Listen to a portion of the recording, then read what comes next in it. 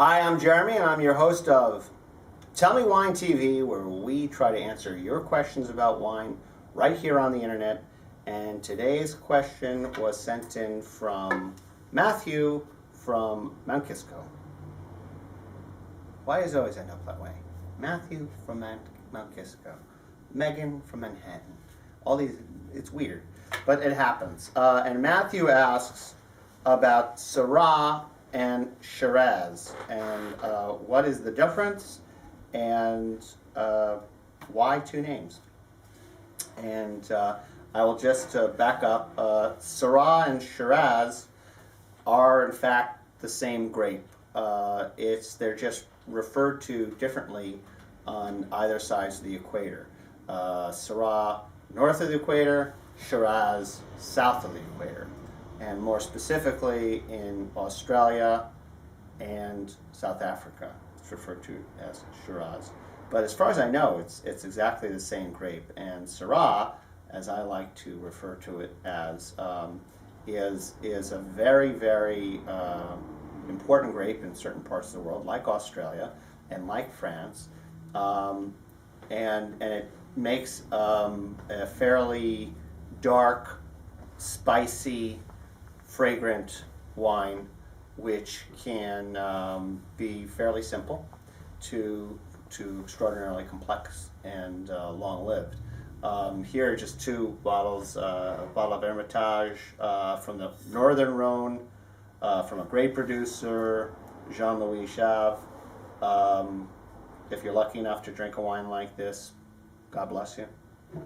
You know, and in Shiraz, Australia, this is from another producer, Viking Grand Shiraz from the Barossa Valley. I've never had this wine, but I'm sure it's very good as well.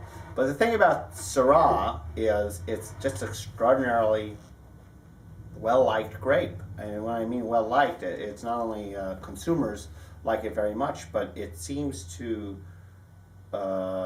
be produced into good wines almost everywhere.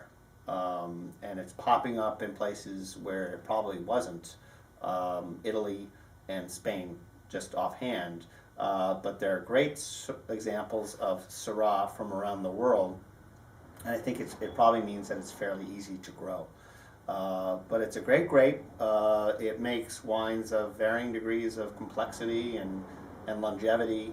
I would, my recommendation to you, Matthew, and everybody else is do one of these exercises where you sit down or go into a store and buy 3 Syrahs from different parts of the world at the same price point, and open them up together and see the difference.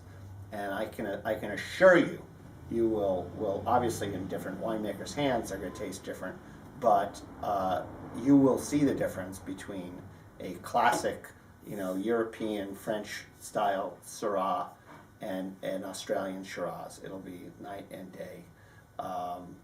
Cool climate in France, hot climate in Australia, and you will taste the difference. So I think that's a good exercise for you, Matthew, or anybody else to undertake when looking at a varietal.